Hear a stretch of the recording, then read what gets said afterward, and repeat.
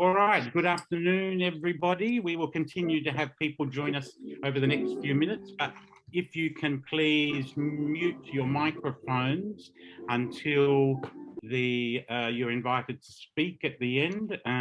For those who will be speaking will be there. I'm Hilary Regan, in case you don't know me, and next to me is Gabriel Bueno Sequeira, who's our admin assistant, who's been working on this project as well.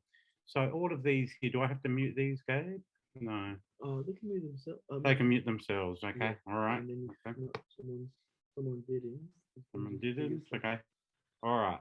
Just a reminder that this is being recorded, so yeah. We'll give us a few more minutes to have a few more people join us before we start.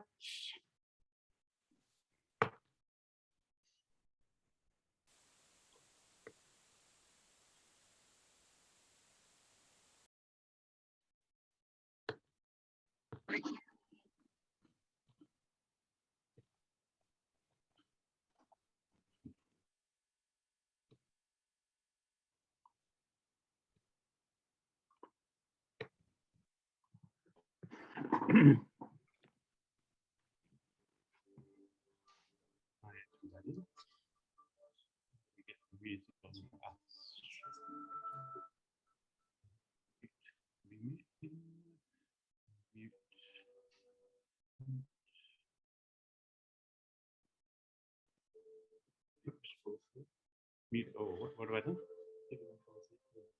I think it's full of probably not.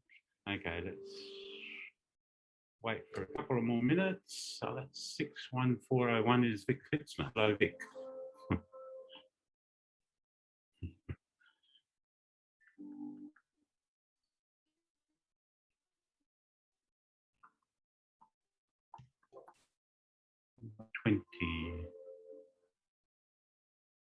Do we wait another couple of minutes? Yeah.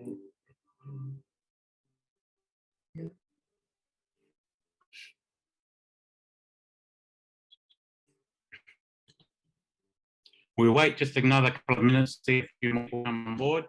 We've got 20 people on board at the moment. We've got a couple of apologies, but we'll wait for another couple of minutes. Yeah, we'll start at 2:35. Okay, we'll start at 2:35. If anyone wants to go and get a coffee, we'll have a wee break.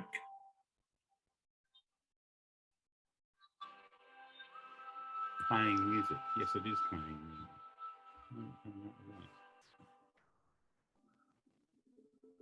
Professional audio.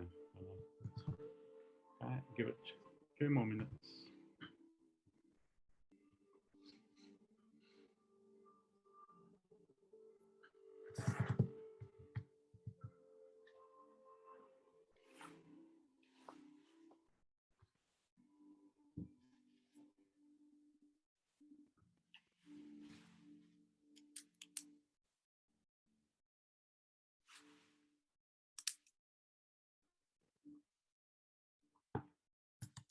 Okay, I think we'll start.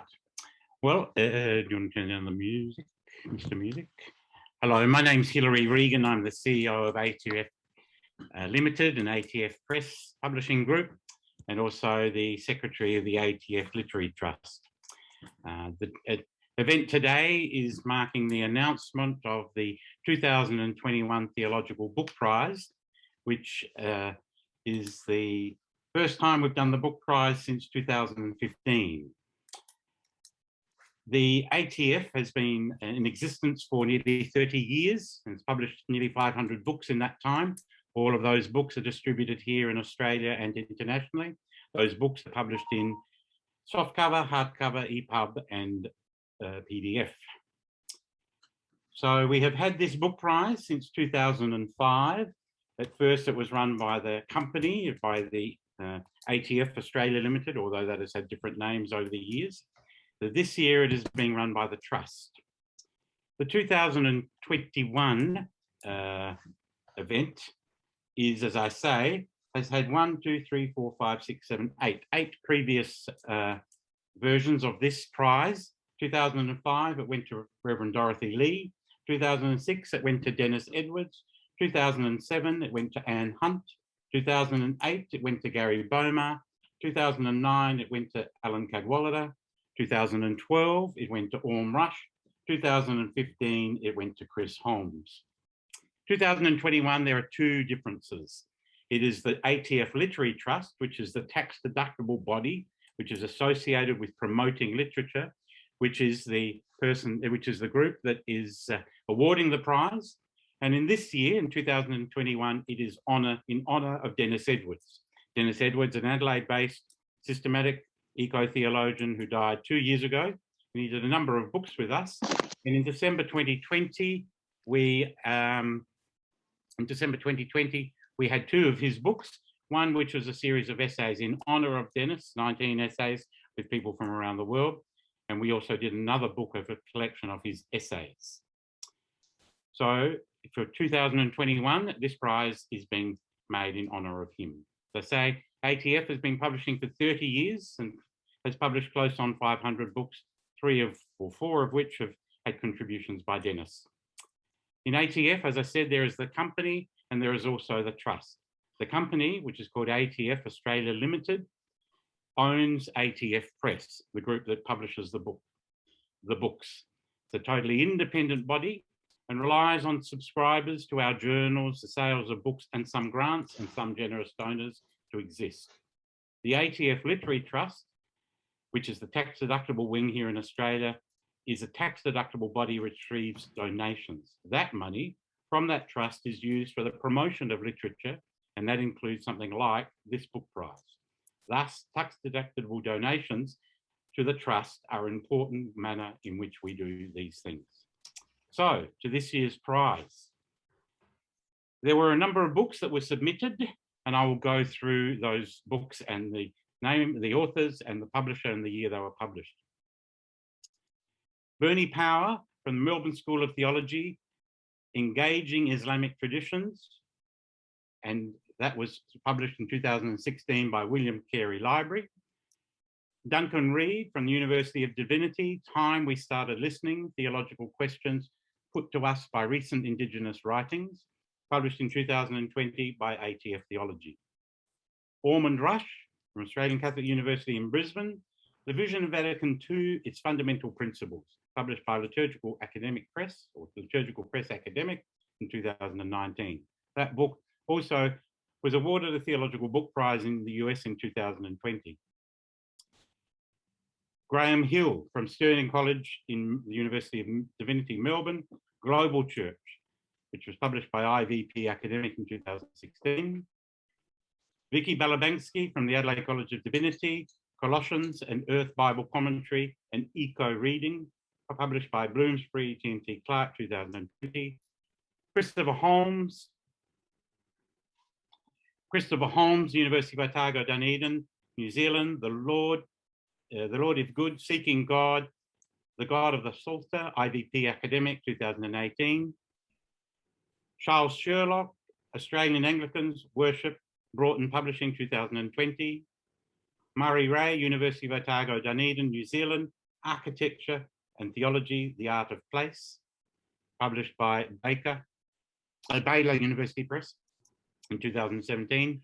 Alexander Robinson, United Theological College, Sydney, Charles Sturt University, Jude on Attack, Bloomsbury, TNT Clark, 2019. Mike Mawson, United Theological College, Sydney, Charles Sturt University, Christ Existing as Community, Oxford University Press, 2018. Sally Douglas, Pilgrim Theological College, University of Divinity, Melbourne. Early Church Understanding of Jesus as Female Divine, The Scandal of Patriarchy, Bloomsbury, TNT Clark, 2016. David Newheiser, Australian Catholic University, Melbourne, Hope in a Secular Age, Deconstruction, Negative Theology and the Future of Faith, Cambridge University Press, 2019. Michelle Jones, Broken Bay Institute, the Australian Institute for Theological Education, The Gospel Mysticism of Ruth Burrows, Going to God with Empty Hands, ICS Publications, 2018. David Starling, Morling College, Hermeneutics as Apprenticeship, How the Bible Shapes Our Interpretive Habits and Practices, Baker Academic, 2016. Stephen Ogden, Centre for Public and Contextual Theology, Canberra, Charles University.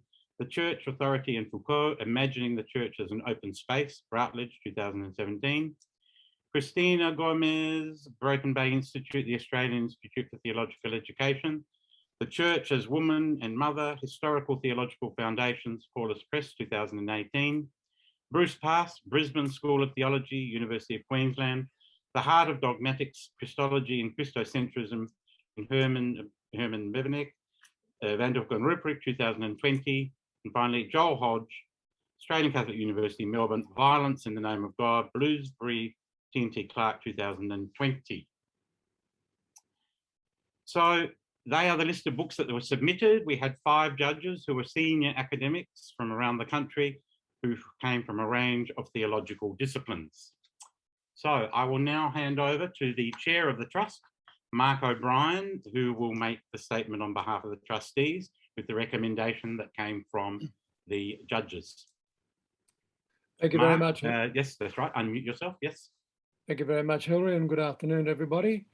And it's an honour for me as chair of the ATF Literary Trust to announce the winners of the 2021 Book Prize, which is this year, as Hilary said, named in honour of the Australian theologian Dennis Edwards.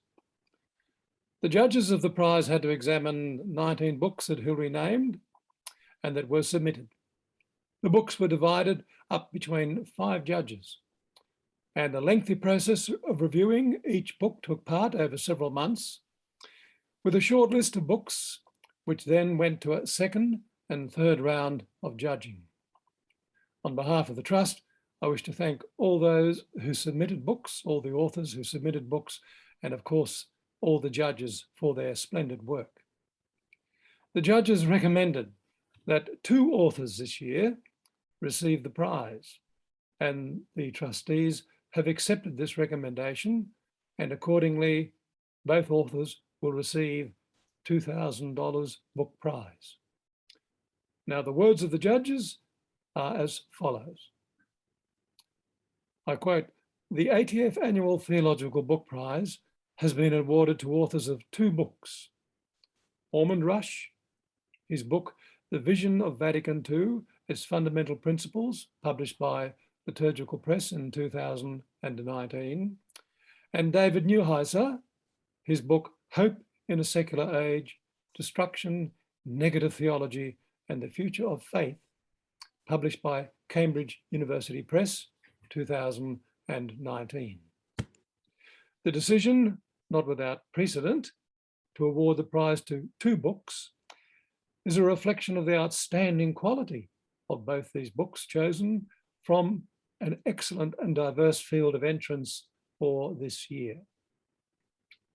Now, it's difficult to overestimate the magnitude of the achievement of Orm Rush's Vision of Vatican II.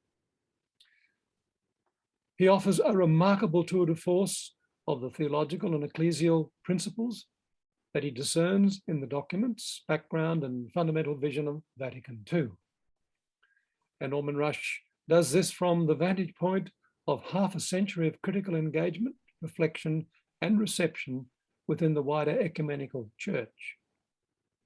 Combining a breadth and depth of scholarship with creativity and insight, he provides a foundational theological resource, not simply for students and theologians of Vatican II, but for all who would seek to understand some of the great themes that have preoccupied the hearts and minds of Christians in the 20th and the 21st century.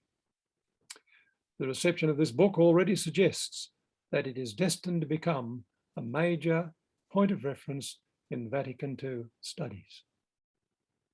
Congratulations to Orm. David Newheiser's book, Hope in a Secular Age, tackles a critical issue for contemporary theological discourse, namely the possibility of Christian language about central ideas of its faith. In a post-structuralist environment in which the meaning of language is dissipated by multi-layered critical analysis, Newheiser interrogates the resources of the rich tradition of Christian mystical thought. The darkness of unknowing in the mystical tradition Dionysius, for example, and in development of Christian language, and in the postmodern notions of deferral by Jacques Derrida, provide Newheiser with parameters to engage in the meaningful development of Christian language in a contemporary context. This fine exegetical and philosophical study offers a highly original, insightful, and persuasive account of a hope that is at once ethical, political, and spiritual. It is, of course, a slimmer volume than Rush's, but one that has the hallmark of a programmatic essay and point of reference for future theological inquiry, as it charts a way for meaningful dialogue with contemporary philosophical thought, whilst at the same time addressing the perennial issue of a meaningful vision of the Christian hope in the midst of despair in contemporary Western culture. Congratulations to Peter. David. No, I beg your pardon, to David. So once again, congratulations to both these authors, and thank you very much, Hilary, for allowing me to present the report of the judges. And now back to your good self. Thank you, Mark. I will hold up the two books in case you didn't see them when Mark was speaking. That is Orm's book, very large volume, and David's book, published by Cambridge University Press. Now I would invite David first to make a few words, and then Orm to speak as well. And that statement by Mark's will be up on the ATF Press website, atfpress.com, at the end of the afternoon, which you can read it there. So over to you, David. And I've got to unmute you, David. I think I'm unmuted, Hilary. Thanks. Yes, there we go. Thank you. Thanks, Hilary, and thanks also, Mark. I find the news of this honor really moving. I am conscious that there are quite a few really fine scholars of religion and theology working in Australasia. And so it is an honor, especially since I'm a relatively young scholar who's still trying to make his way in academia. So I'm grateful to the judges for their generosity, and I'm grateful to the ATF for the really important support that they offer to our field through this award and other things. As you might tell, I've not always lived in Australia, but I'm really happy that it's become my home, not least because it offers me the chance to connect with outstanding scholars such as all of you. And I'm especially grateful to be working at ACU, which is an institution that's generously supported my research so far. As Mark said, my book is a slimmer volume than Orm's, and that's largely by design. My main aim in the book was to try to say something honest about issues that I myself experience as urgent concerning the relationship between atheism and Christian thought, the place of religion in secular societies, and the prospects for hope in an uncertain world. But as an author, one never knows whether one's work will resonate with others until it's out in the world. So for that reason, more than any other, this honor means quite a lot to me. I wrote the book above all because in my own experience of my own life, I think that it's hard to keep hope in the face of disappointment. Over the course of writing the book, I became convinced that despite their many, many differences, Jacques Derrida and Dionysius the Areopagite can help us to think about what it means to hope. In my own life, I've found that an uncertain hope is necessary to sustain my deepest commitments, whether they're personal commitments to people that I love, political commitments, or my religious faith. Over the last 18 months, I think a lot of us have found it harder to hope than ever, but I think the crucial importance of hope has also come into focus. So my own hope for the book is that it might help in some small way to strengthen hope's persistence in a precarious world. So once again, I'm grateful to the judges and to the ATF. It means a lot. Thank you, David. Over to you, Norm. Thank you, Hilary. First of all, congratulations to my co-winner, David. There's something particularly gratifying when you can share a prize. So thank you for the work that you've done and obviously the outstanding work that you've produced there. Thanks also to the ATF Literary Trust and to the judges for this award. I'm most grateful. And that this year the award is in honour of Dennis Edwards makes it an even greater honour. Now, writing my book, Mark's already talked about some of the elements of the book, but writing my book entailed historical reconstruction, textual analysis, and theological interpretation. So I end up, as many of you would know, the Second Vatican Council and its significance for contemporary Catholicism. I end up distilling 24 major issues that I think the Council was especially keen to clarify. So at that time, engaging with new theologies, the Council, in some cases, was deliberately wanting to push the envelope with regard to the Church's previous understanding on those issues. So I call its final authoritative judgments on such matters principles. So if you ever get to read the book, the ordering of the principles is significant. Hopefully you will find that one principle leads logically to the next, but also that each principle must be seen in the light of all the others. When all are taken together, the book proposes, Vatican II presents an integrated vision. I end up saying in the conclusion that these 24 principles can function then as 24 criteria for judging how well we have received or not received the vision of Vatican II. Vatican II isn't finished until it's been fully received.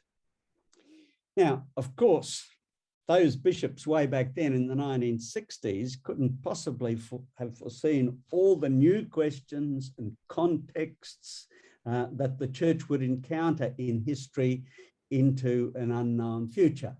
And David's work focuses on some of those elements of our contemporary context. And the bishops of the Council do say that at one point. They realise that they can't look into the future. But they also say, because of that, the Church must always be attentive to the ever-emerging signs of the times, as you well know, lest the Church ignore, and you know the quote, the joys and hopes, the grief and anxieties of the people of our time, through whom God's Holy Spirit may very well be speaking new words of divine wisdom for addressing those new questions and new contexts. Now, may our plenary council in the Catholic Church, beginning at the end of next week, may it be an event of such attentiveness to the Holy Spirit and another step towards a deeper reception of the vision of Vatican II. So, thank you. Thank you, Orm. Now I'd like to open it up. If anybody else would like to make some comments, just unmute your mic and say anything you would like to say in congratulating our two authors.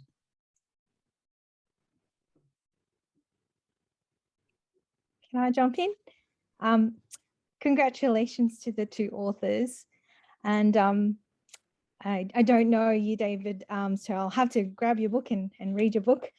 But I do know Orm, and I just wanted to say that I just reviewed Richard Gagliardi's Cambridge Companion to Vatican II, and I read your chapter as well, and it was very interesting that most of the authors within that book were citing Orm Rush, so it just goes to show how much of a scholar he is. So congratulations, Orm. Thank you, Cristina. If I may, Hilary, I also want to congratulate both authors for those wonderful achievements, and of course all the authors who are assembled on this Zoom, and just to say how special and wonderful it is to have this occasion in memory and in honour of our dear departed colleague Dennis Edwards. Thank you.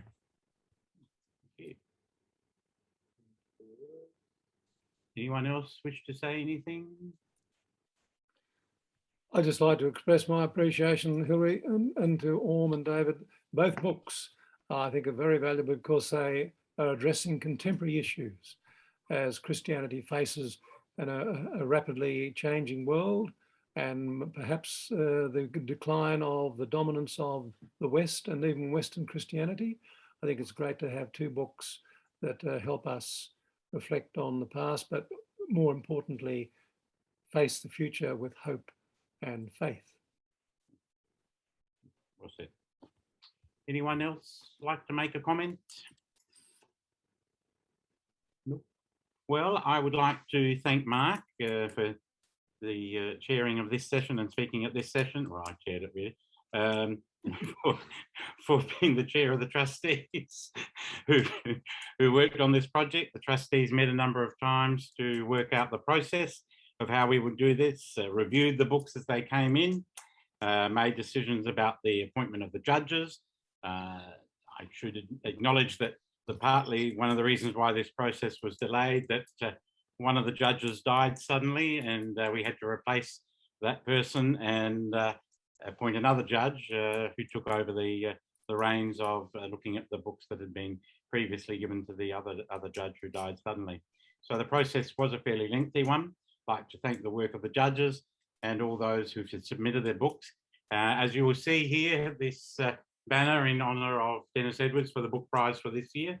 We would like to see that this book be an annual book prize.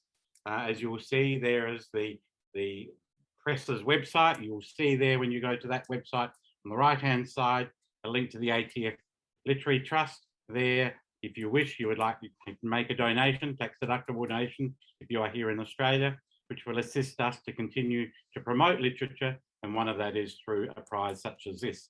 I should acknowledge before closing that yes, there is another book prize here in Australia. There is a Australian Christian Book Prize, which is run under the auspices of SPCK, and that usually has a fair range of books that are submitted. This is the only book prize in Australia that is geared to theological books, and that can be under a range of areas, as you would have seen from the list of those that were submitted early on when I was speaking. So once again, thank you to Mark, thank you to the work of those who have assisted us, including Gabriel here, who's our admin assistant, to those who've submitted books, to those who are the judges, some of whom are here on the Zoom, to all of those who contributed, many of whom are online as well, and thank you for this opportunity. This will also be up on our website in a short period of time as well. So thank you all and good afternoon. And thank you to the two winners once again. Thank you.